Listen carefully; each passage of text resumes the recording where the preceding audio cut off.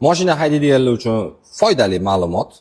Ko'rsanglar afsuslanmaysizlar, sizlarni ortiqcha rasxoddan qutqaradigan narsa, ya'ni balon tanlash. Oddiy bo'lib ko'rinishi mumkin, lekin juda ham kerak bo'lgan narsa. Men hech qaysi kontentlarda ko'rmadim, balonni to'liq obzor qilib bergan odamni. Qarang, bozorga bordingiz, balon olmoqchisiz.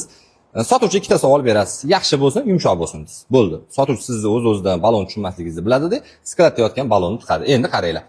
Qanaqa balon tanlaymiz, nimalarga e'tibor berishimiz kerak?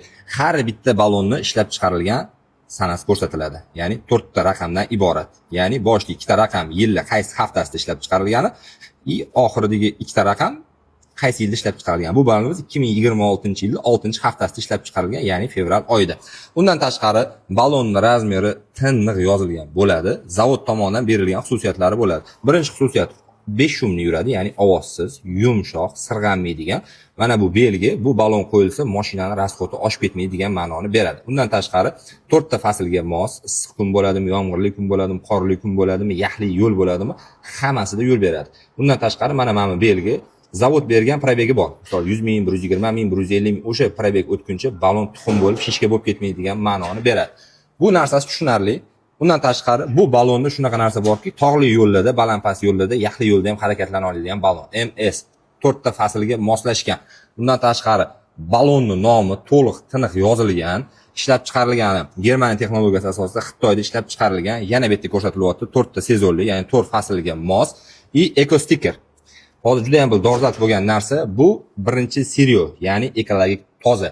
Ayrim balonlar eritilib qayta yasalgan bo'ladi, ikkinchi, uchinchi seriyo bo'ladi. Bunda birinchi seriyo. Bu nima degani? Bu balon yurish jarayonida ekologiyaga zaharli moddalar chiqarmaydi. Baribir bular neft mahsuloti. Undan tashqari mashinaga taqqaningizda balonni mana shu protektor tishlarining xususiyatlari bor. Tishlariga e'tibor beringlar. Juda ham boshqacha. Bu nima vazifani bajaradi desanglar, katta tezlikda tormoz olsanglar, mashina ochiladi. Ochilgandan keyin tormoz olishi mashinani yana ham zo'r bo'ladi. Bu Altair balonlari yurishi yumshoq, probegi zavod tomonidan kafolatlanadi. Plus buni Asko ham kafolatlab beradi. Shu balonda shunaqa narsa borki, har bitta balonda uchiravermaydigan, men bu narsani Michelin balonlarida ko'rgan edim. Bunda ham bor. Mana qaranglar.